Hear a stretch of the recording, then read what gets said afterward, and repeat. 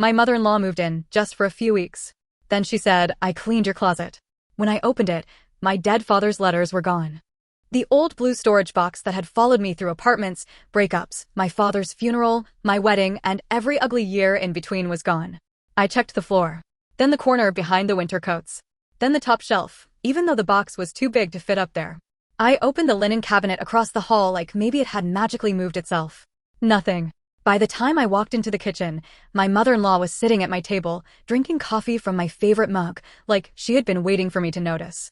I asked Carolyn, did you move my storage box? She didn't even look up right away. She stirred her coffee slowly, tapping the spoon once against the rim. Then she said, oh, that old thing? I cleaned your closet. I remember the way my chest tightened. I said, what do you mean you cleaned it? She smiled a little, not warmly. More like I had asked a childish question. I mean, I got rid of the clutter. You're welcome. For a second, I genuinely could not speak. That box was not clutter. That box had my father's birthday cards. His old notes. A silver necklace he gave me when I graduated. A folded shirt that still barely smelled like cedar because he kept everything in that old wooden dresser. Ticket stubs from games he took me to when I was a kid. A few journals from before I met my husband. Things I didn't look at every day, but things I needed to know still existed. My father died before I married Timothy. He never got to walk me down the aisle. He never saw the house. He never sat at my kitchen table. That box was the closest thing I had to a room where he still existed. And Carolyn had thrown it away. I asked her where it was. She lifted her eyebrows and said, some went to donation. Some went in the trash. I don't know, honey. I didn't inventory your childhood. That was the moment something in me broke. But to explain how we got there, I have to go back to the day she moved in. Carolyn had fallen outside her apartment after a rainy morning turned icy. She hurt her ankle badly enough that she needed help for a while. She wasn't helpless. She could still talk to her friends, order groceries, post dramatic quotes online, and complain about everyone else's choices. But stairs were hard, and Timothy panicked. That was how he was with his mother. Calm with everyone else, anxious with her. One phone call from Carolyn, and he became a little boy again, trying to fix things before she got upset. He came to me one night while I was rinsing dishes after dinner and said, Mom can't stay alone right now. I already knew where the conversation was going, but I let him say it. He said, just a few weeks. Maybe 6. Until she's walking better. I asked, are you sure she's okay with it being temporary? He said, of course. She doesn't want to lose her apartment. She just needs help. I wanted to believe him. We had a house in Raleigh. Nothing huge or fancy. A small 2-story place in a quiet neighborhood with a narrow backyard, old trees, and a kitchen I had worked on myself because we couldn't afford to renovate everything at once. I painted the cabinets cream after watching too many tutorial videos. Timothy fixed the loose railing by the stairs. We slowly made the house feel like ours. And I loved it. I loved coming home and knowing where everything was. I loved the dent in the hallway wall that we kept meaning to patch. I loved the mismatched mugs. I loved the ugly basement light that buzzed for 2 seconds before turning on. It wasn't perfect, but it was peaceful. Before Carolyn moved in. The first week, I tried hard. I made space in the guest room. I bought a shower chair. I cleared a drawer for her medications. I asked what food she liked. I moved a small table beside the bed so she could keep water and her phone close. I told myself that kindness mattered more than comfort. Carolyn thanked Timothy for all of it. Not me. She looked at the guest room and said, this will do. I laughed because it felt easier than making it awkward. That became a pattern. I laughed off things that bothered me because every comment, by itself, seemed too small to fight over. The kitchen was first. I came home from work one afternoon and couldn't find the coffee filters. Then I couldn't find the plates. Then I opened the pantry and saw that everything had been moved. Pasta where the cereal used to be. Spices shoved into a basket. Cleaning supplies under the sink arranged in little rows like she was preparing for an inspection. Carolyn called from the table, I fixed your kitchen. I said, fixed? She said, it didn't make sense before. I stood there holding an empty cabinet door and told myself not to be dramatic over plates. When Timothy came home, I mentioned it gently. He opened the cabinet, shrugged, and said, it is kind of easier this way. I stared at him. He must have seen my face because he added, she probably just wanted to help. That was the first time he said it. She just wanted to help. The laundry was next. Carolyn started washing our clothes without asking. At first, Timothy acted like I should be grateful. Most people would love having help with laundry, he said. I said, most people don't want their mother-in-law folding their underwear. He laughed like I was joking. I wasn't. One evening, I walked into the living room and saw Carolyn holding up one of my bras between 2 fingers like she had found a dead mouse. She looked at Timothy and said, well, someone still thinks she's 22. My face got hot. Timothy looked uncomfortable, but he still laughed a little. Not because it was funny. Because he didn't know what else to do. Later, when I told him it embarrassed me, he said, "She's old-fashioned. She didn't mean anything." I asked, "Then why did it feel like she meant exactly what she said?" He sighed. That's I became another pattern. Whenever I had a problem with Carolyn, Timothy sighed like I had handed him another bill he couldn't pay. The throw pillows disappeared next. Then the candles. Then 2 framed prints from the hallway. When I asked, Carolyn said, they were making the place look busy. The place. Not your house. Not your home. The place. She replaced my lavender hand soap with lemon because lavender gave her a headache. She moved the plants from the window because she said they attracted bugs. She took down a photo from our wedding because she said the frame was dusty. I put it back. She took it down again. I told Timothy. He rubbed his forehead and said, "Can we not make this a whole thing?" I said, "It is becoming a whole thing because she keeps touching my things." He said, "She's adjusting." I said, "To what?" "Owning my house." He got quiet, and I could tell I had gone too far for him.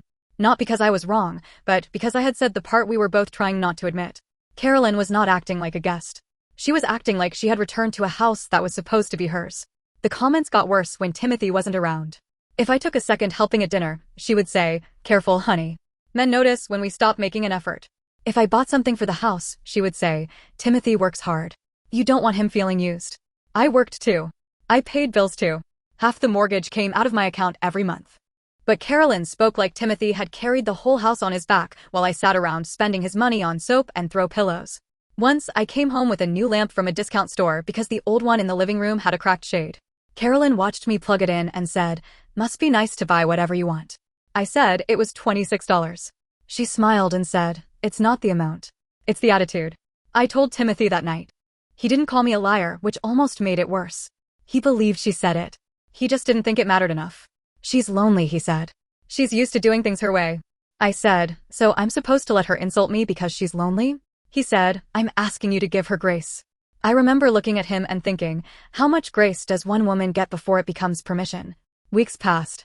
Her ankle healed enough for her to move around the house without help. Then she started driving again. Then she went to church.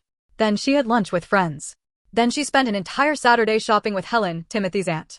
But every time I asked when she was going home, Timothy had a reason to delay. "She's still nervous. She doesn't feel safe alone yet. Her lease is complicated. We'll talk about it after the holidays." The holidays came and went. Carolyn stayed. By then, the guest room didn't even look like a guest room. It looked like her room. Her framed photos sat on the dresser. Her blankets were on the bed. Her little porcelain angels lined the windowsill. She had a basket of slippers by the door. One night, I found Timothy at the dining table with his laptop open and papers spread out in front of him. I asked what he was doing. He closed the laptop too fast. That should have told me enough. He said, "Nothing. Just helping Mom with some apartment stuff." I asked, "What apartment stuff?" He hesitated. Then he said, "She's thinking about ending her lease." I felt my stomach drop. I said, "Thinking about it?" He said, "Rebecca, don't start. Don't start." Those 2 words hit me harder than I expected. I said, "You told me this was temporary." He said, "It is temporary. We just don't know what temporary looks like yet." I laughed once. Not because it was funny. I said, "Temporary looks like 6 weeks. That's what you told me." He leaned back and rubbed his face. "She's my mother." I said, "And I'm your wife." He said nothing. That silence stayed with me for days. After that, I started feeling different inside the house.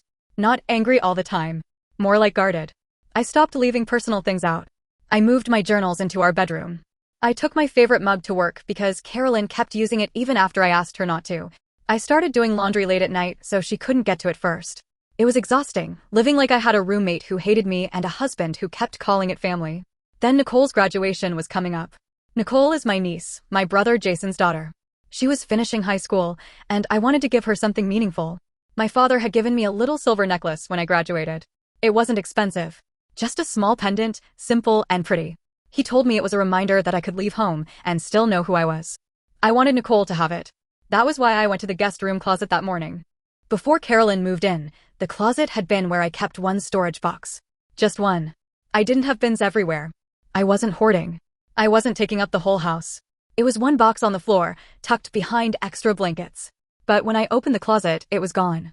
At first I thought Carolyn had moved it somewhere else while rearranging things. I tried to stay calm.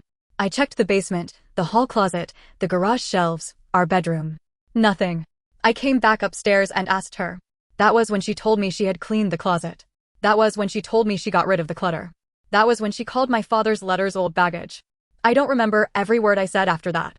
I know I asked her where the box was. I know my voice shook. I know she rolled her eyes and told me not to be dramatic. I said, those were my father's things. She said, they were papers and junk. I said, he's dead. She looked at me like that was inconvenient information. Then she said, and carrying all that around clearly hasn't helped you move on. I felt something cold move through me. Not hot anger. Cold. I said, you had no right. She pushed her chair back and said, I was helping you. This house needed order before I got here. I said, this is my house. Her face changed. Just a little. Enough that I knew I had hit the real nerve. She said, it is Timothy's house too. I said, yes. His and mine. Not yours. That was when she started crying. Not the kind of crying where someone breaks because they understand what they did. The kind where someone performs shock because they can feel control slipping. She put one hand to her chest and said, I cannot believe you're speaking to me like this after everything I've done. I said, what you've done is throw away the last letters I had from my father. She said, I cleaned a closet. Cleaning. That was the word she used when Timothy walked in 20 minutes later and found us in the kitchen. She had perfect timing. By then, she was sitting at the table with a tissue in her hand, looking small and wounded. I was standing by the counter, shaking so badly I had to grip the edge. Timothy looked from her to me and said, what happened? Carolyn said, I tried to clean the guest room, and she screamed at me. I stared at him, waiting. I thought this would be the moment he finally saw it. Not because I explained it perfectly, but because my face had to show him something was truly wrong. I said, she threw away my box. He looked confused. What box? My father's box. His letters. The necklace for Nicole. My journals. Everything. He turned to Carolyn. She dabbed at her dry cheek and said, it was clutter. I didn't know every scrap of paper was sacred. I said, you knew it wasn't yours. Timothy closed his eyes. And I knew before he spoke that he was going to disappoint me. He said, Mom, go to your room. Carolyn stood up slowly, like a martyr being led away. Before she left, she said, I have never been treated so cruelly in my life. The second she was gone, I looked at Timothy and said, she needs to leave. He exhaled. That same tired sigh. I hated it. He said, Rebecca, you need to calm down first. I said, do not tell me to calm down. He said, I know you're upset. I said, upset? She threw away my dead father's letters. He said, I know, and that's terrible. I waited. He didn't continue. I said, and. He said, and we'll talk to her. I almost laughed. We'll talk to her? He said, what do you want me to do? Throw her out tonight. I said, I want you to choose our marriage before there is no marriage left to choose. That made him angry. He said, that is not fair. I said, none of this is fair. He said, she has nowhere to go. And that was when I found out. Not from him sitting me down. Not from an honest conversation. Not from a plan we made together. I found out because I said, she has an apartment. And Timothy looked away. Just for a second. But it was enough. I said, Timothy, where is her apartment? He said, she ended the lease. My body went still. When? He didn't answer right away. I said, when? He said, about 6 weeks ago. I had to grip the counter again. 6 weeks ago, I had still been asking when she was leaving. 6 weeks ago, he had still been saying they were figuring it out. 6 weeks ago, Carolyn had already given up her apartment, and nobody told me. I said, you helped her do that? He said, she couldn't keep paying for a place she wasn't using. I said, she wasn't using it because she was staying here temporarily. He said, I didn't know how to tell you. That sentence hurt more than if he had said he didn't care. Because he knew. He knew I would say no. So he let the decision happen around me, then expected me to adjust after the fact. I walked upstairs without saying anything. He followed me. I pulled a suitcase from the back of our bedroom closet. He said, what are you doing? I said, leaving. His face changed then. Not angry anymore. Scared. Rebecca, wait. I opened the drawer and started packing clothes. Not neatly. Just enough to get out. He stood in the doorway and said, you're making this bigger than it has to be. I stopped and looked at him. I said, she threw away my father. And you hid the fact that she moved in permanently. He said, it wasn't permanent. I said, then when was she leaving? He didn't answer. I zipped the suitcase. He said, so you're going to abandon me because my mother made a mistake? I said, no. I'm leaving because you keep calling disrespect a mistake when it happens to me. I stayed with Samantha for 9 days. She didn't make a big speech when I showed up. She just opened the door, saw my face, and stepped aside. I put my suitcase in her spare room and sat on the bed like my body had finally run out of instructions. She asked, do you want tea, wine, or silence? I said, silence. She nodded and closed the door halfway. That kindness almost broke me more than the fight had. For 9 days, Timothy called and texted. At first, he was angry. He said I embarrassed him. He said Carolyn was crying nonstop. He said Helen had called and asked what kind of wife walks out during a family crisis. He said I had made things worse. I didn't respond to most of those messages. Then he got apologetic. He said he missed me. He said the house felt awful. He said he hadn't realized how bad things were. He said Carolyn was willing to apologize. Willing. Like apologizing for throwing away someone's memories was a generous favor. Then he got angry again. He said, you can't just refuse to come home. I wrote back, I can. He called immediately. I almost didn't answer, but I did. He said, what do you want from me? I said, I want Carolyn out of my house. He said, so you want me to throw my elderly mother onto the street? There it was. The sentence he had probably been rehearsing. I said, no. I want you to stop pretending there are only 2 options. She can live somewhere safe that is not my home. He said, she can't afford much. I said, then help her find what she can afford. Help her apply for a senior apartment. Help her talk to Helen. Help her do literally anything except sacrifice me because I'm easier to disappoint. He went quiet. I said, you keep acting like the cruel thing would be making her leave. But Timothy, what do you call what you've been doing to me? He didn't answer. I said, you let her move into my home without my consent. You let her touch my things, insult me, take over rooms, and throw away pieces of my father. Then when I finally broke, you told me to calm down. His voice was different when he said, I know. I said, no. I don't think you do. He said, I thought if I kept everything calm, it would be okay. I said, it was only calm because I was swallowing everything. That was the first honest conversation we had in months. Not perfect. Not magical. He didn't suddenly understand everything.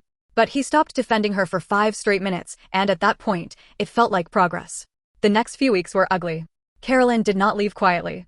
She told Helen I had kicked her out because I wanted Timothy all to myself. She told relatives I hated older people. She told people at church that I had emotional problems and couldn't handle another woman in the house. Helen texted me a long message about compassion. She said, one day you'll be older too, and I hope people show you more grace than you showed Carolyn. I stared at that message for a long time. Then I wrote back, I hope when I'm older, I don't throw away another woman's dead father's letters and call it cleaning. She didn't respond. Carolyn eventually moved into a senior apartment about 15 minutes away. Not a nursing home. Not the street. A clean place with an elevator, a laundry room, a little balcony, and neighbors close enough that she could complain about them instead of me. Timothy helped pay the deposit. I did not object. That surprised some people. They expected me to be petty about the money. But I wasn't trying to punish her into suffering. I just wanted my home back. There is a difference. I moved home after she moved out, but I didn't move back into the same marriage. I told Timothy we were going to counseling, or we were going to start talking about separation. I said it calmly because by then I had cried so much there was nothing dramatic left in me. He agreed. Our counselor, Pamela, asked him during the first session, when your wife told you she felt unsafe in her own home, what did you hear? Timothy said, I heard that she was stressed. Pamela said, that is not the same thing. I looked down at my hands because I didn't want to cry in front of him again. She asked me what the worst part was. I said, the box. Then I stopped. Because the box was the easiest answer, but not the whole answer. I said, actually no. The worst part was realizing he would rather let me be hurt quietly than let his mother be uncomfortable out loud. Timothy cried then. Not loudly. Just a few tears, like he hated that I had said something true. He apologized. A real apology this time. Not, I'm sorry you were upset. Not, I'm sorry things got out of hand. He said, I'm sorry I made you alone in our home. That one mattered. It didn't fix everything, but it mattered. I changed things after I came back. I put a lock on our bedroom closet. Some people might think that sounds extreme. Maybe it is. But I sleep better knowing nobody can decide my memories are clutter again. I put the wedding photo back in the living room, but beside it I placed a framed picture of my father holding me when I was little. In the photo, I'm sitting on his shoulders at a county fair, one hand tangled in his hair, both of us laughing at something outside the frame. Carolyn would have hated the frame. It's too big. That made me like it more. I moved the kitchen back the way I wanted it. Timothy helped without making one comment. When he asked where the coffee mugs went, I said, where they always belonged. He smiled a little and said, fair. The first time Carolyn came over after moving out, I almost said no. But Timothy asked if we could try one short visit with clear rules. I said yes, mostly to see whether he would enforce them. Before she arrived, he told her, you're not going into our bedroom. You're not moving anything. If you make a comment about Rebecca, the visit ends. She acted offended, of course. She said, I feel like a criminal. Timothy said, then don't act like one. I was in the kitchen when he said it. I had to turn away so she wouldn't see my face. It wasn't some huge revenge scene. Nobody clapped. Nobody screamed. Carolyn didn't suddenly admit she was wrong. But for the first time, Timothy stood between me and her instead of asking me to absorb her. The visit lasted 37 minutes. She made one comment about the living room looking different. Timothy said, "Mom." Just that. She stopped. I know some people will say I won because Carolyn moved out. But it doesn't feel like winning. It feels like finally putting down something heavy after carrying it so long your arms forgot they were hurting. Nicole graduated last month. I never found the necklace. I called the donation center Carolyn said she used. Nothing. I checked trash pickup dates, even though I already knew it was too late. I searched online for a similar pendant, but everyone I found looked wrong. So I bought Nicole a new necklace. It was small and silver, with a little moon charm because when she was a kid, she used to call the moon the nightlight. I wrote her a card about my father, about how he believed you could be gentle and still have a backbone. I told her I hoped the necklace reminded her that love should never require her to disappear. After the ceremony, I sat in my car and cried. Not the ugly kind of crying from the night I left. This was quieter. Sadder, maybe. I cried because my father's letters were gone. I cried because I could not get them back. I cried because I had spent months begging someone to treat my home like mine, and somehow people still thought I was the cruel one. Then I wiped my face, drove home, and unlocked my front door. The house was quiet. The kitchen smelled like coffee and the candle I liked. My mug was in the cabinet where I left it. My father's picture was still on the shelf. The lavender soap was still beside the sink. Nothing had moved. It sounds small, but after everything, it felt like peace. Not perfect peace. Timothy and I are still working through it. Carolyn still tells people I overreacted. Helen still sends Bible verses that feel suspiciously targeted. Some relatives think I should apologize for breaking the family. I'm sure there are people who believe I should have tolerated more because Carolyn is older and lonely. Maybe they're right that loneliness makes people difficult. But loneliness does not give someone the right to erase another woman inside her own home. And being old does not make every cruel thing harmless. I don't hate Carolyn. I don't even want her life to be miserable. I hope she builds a life in that apartment. I hope she finds friends, routines, and something better to do than judge my cabinets. But she cannot live with me. Not now. Not later. Not if she apologizes with tears. Not if the family pressures me. Not if Timothy feels guilty. That boundary is no longer up for a vote. Sometimes I still think about the box. I think about the birthday cards and whether my father wrote love, Dad at the bottom of each one. I think about the necklace sitting in a landfill or around some stranger's neck. I think about the journals, the messy handwriting, the younger version of me who thought saving things meant they would always be there. But I also think about the morning I packed my suitcase. I used to feel guilty about leaving. Now I think that was the first honest thing I did in months. I didn't leave because I wanted to punish Timothy. I left because staying had taught everyone that hurting me had no cost. And maybe that is the part people don't like. They don't mind a woman being hurt quietly. They mind when she makes the pain inconvenient. So I guess this is where I'm still stuck. Was I wrong for making my husband move his elderly mother out after she threw away my personal things, or was that the boundary I should have set the moment she started treating my home like hers?